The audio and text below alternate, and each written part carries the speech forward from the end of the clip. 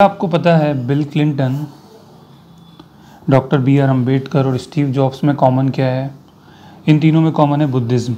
They all three are the followers of Buddhism. Hello friends, welcome to this new lesson. शुरू करते हैं हमारी MCQ series. Topic है Buddhism. Okay, पहला question देखते हैं कि the largest Buddhist temple in the world is located in. तो लार्जेस्ट बुद्धिस्ट टेम्पल है आपका इंडोनेशिया में लोकेटेड। ठीक है, तो जो बुद्धिज़्म था वो सिर्फ इंडिया में लोकेटेड नहीं था, जबकि south east Asia, Sri Lanka, Kashmir, central Asia और भी जगह, वो चाइना, तिब्बत, यहाँ पे भी था। ठीक है, अगर आपने हिस्ट्री पढ़ी है, एंसेंट हिस्ट्री, तो आपने वहाँ देखा होगा कि आपने एक रूलर का नाम देखा होगा जो डायनेस्टी थी, पाला dynasty. They were the staunch follower of Buddhism, और इनके जो फ्रेंड थे वो इंडोनेशिया में भी थे, तो वो भी बुद्धिज़्म के फॉलोअर थे। ठीक है, तो इस तरह से बुद्धिज़्म दूसरी जगह में भी फैला। ठीक है, दूसरा देखते हैं, इसके बारे में थोड़ा सा देख लेते हैं। तो world largest Buddhist temple is located in the old Indonesia's capital Java, called Borobudur. 9th century Mahayana Buddhist temple है। देखो, जब पाला डायनेस्टी थी तब की बात कर रहे हैं। ठीक है, और it was restored with the help of UNESCO in the 1970s। दूसरा क्वेश्चन है हमारा, earliest Buddhist literature which deal with stories of various births of Buddha. तो ये बताना है हमको कि जो लिटरेचर, बुद्धिज़्म लिटरेचर जो कि बुद्धा के प्रीवियस बर्थ से रिलेटेड हैं, तो वो है जातक। जातक वैसे सूत्र पितामह में मिलता है, लेकिन जो मोस्ट अप्रोप्रिएट आंसर होगा वो जातक ही होगा। तो जातक का मतलब यही होता है जन्म से। ठीक है, तो जातक कॉन्सेप्ट जो है वो महायाना बुद्धिज़्म का कॉन्सेप्ट है, और इसमें ये बताया गया है कि जो बुद्धा था, जो महात्मा बुद्ध थे, उनके पहले बर्थ भी थे। ठीक है, वो ऐसा बोधिसत्वा उन्होंने जन्म लिया था। बोधिसत्वा वो होते हैं जो खुद एनलाइटेंड होते हैं, वो निर्वाण प्राप्त करने वाले होते हैं, लेकिन वो अपना निर्वाण रोक देते हैं। क्यों? क्योंकि वो दूसरों को निर्वाण प्राप्ति में मदद कर सकें, so that they can help others. ठीक है, तो बहुत सी जातक कथाएं आपने सुनी होंगी। एक गोल्डन गूस की कहानी है।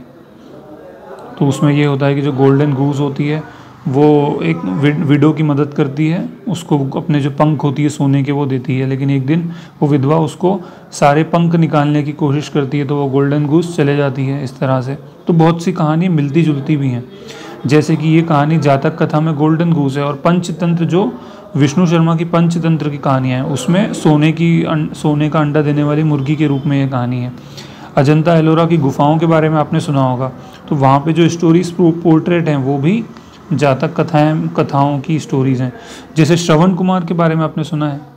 ठीक है, श्रवण कुमार हम रामायण में पढ़ते हैं, लेकिन जो जातक कथा में जो श्रवण कुमार है उनके बारे में क्या है कि वहाँ तक सब सेम है। जब राजा दशरथ श्रवण कुमार को मार देते हैं, श्रवण कुमार के माता पिता को गलती से मार देते हैं, तो उसके बाद जो जातक कहानियों में लिखा हुआ है कि इंद्र भगवान आते हैं, और इंद्र भगवान जो है, क्योंकि श्रवण कुमार के कर्मा बहुत अच्छे थे, तो वो कर्मा के कारण जो है उनके जो फादर और मदर हैं वो फिर से जीवित हो जाते हैं। लेकिन रामायण में कहानी थोड़ी सी अलग है।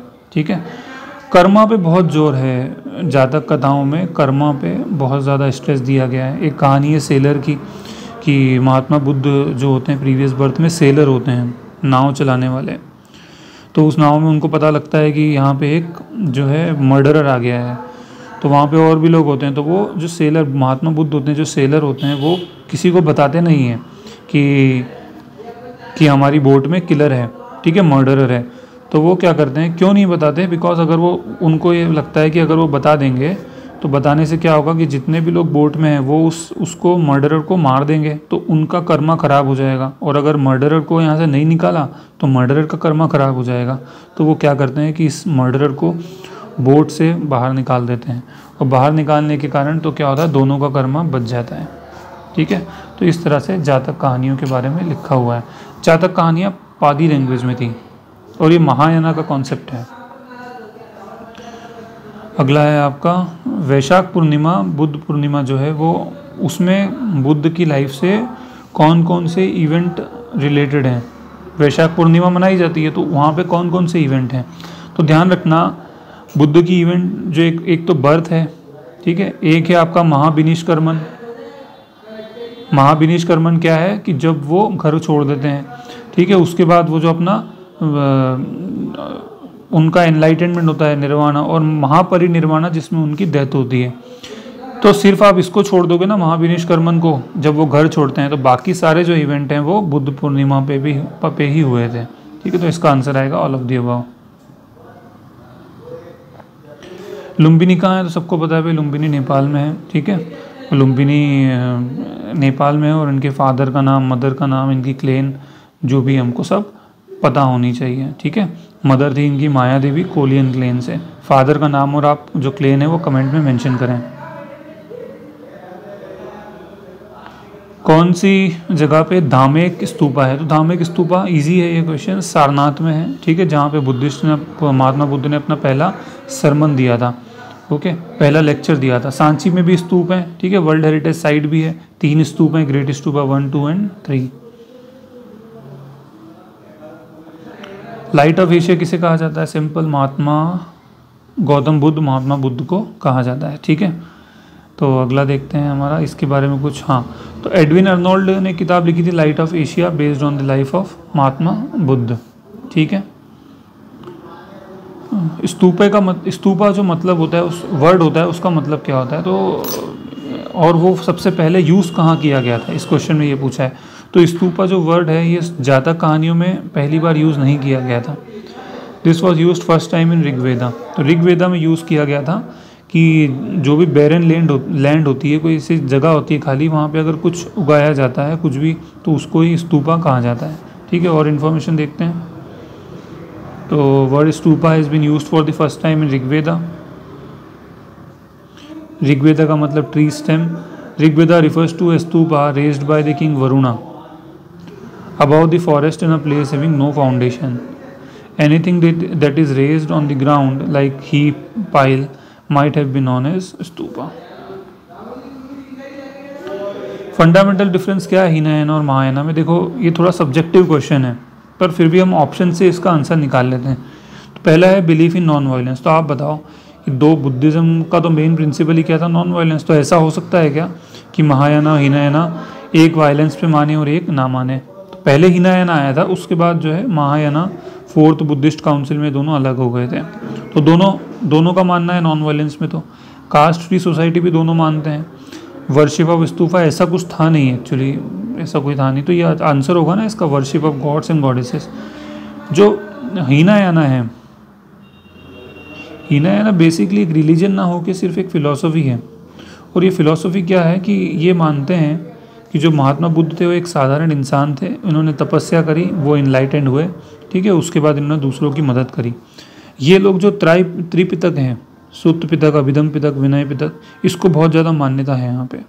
और यहाँ पे कोई आइडल वर्शिप नहीं है। जबकि महायाना में महात्मा बुद्ध को भगवान माना है और वो भगवान की वर्शिप करते हैं। हीनयाना में ऐसा नहीं है, वो जो उनकी जो टीचिंग्स हैं उसको ही मानते हैं। ठीक है, महायाना बुद्धिज्म में बोधिसत्वा अवलोकितेश्वरा को और किस नाम से जाना जाता है? तो इसका आंसर है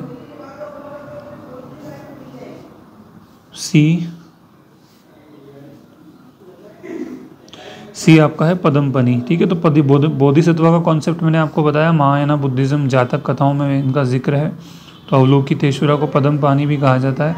मैत्रेय, मंजूश्री, वज्रपानी, ये भी बोधिसत्वा के नाम है।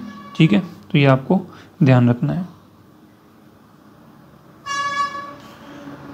सारनाथ बुद्धा इमेज जो है भूमि स्पर्श मुद्रा, सारनाथ में एक बुद्धा इमेज है, उसमें कौन सी मुद्रा है? भूमि स्पर्श मुद्रा। तो वो किस पीरियड से बिलोंग करती है? तो मौर्य पीरियड से बिलोंग करती है। ठीक है, हीनयाना बुद्धिज्म को जो स्प्रेड करने का जो मेन क्रेडिट जाता है वो सम्राट अशोका को ही जाता है। ठीक है, तो वो भी मौर्य ही थे।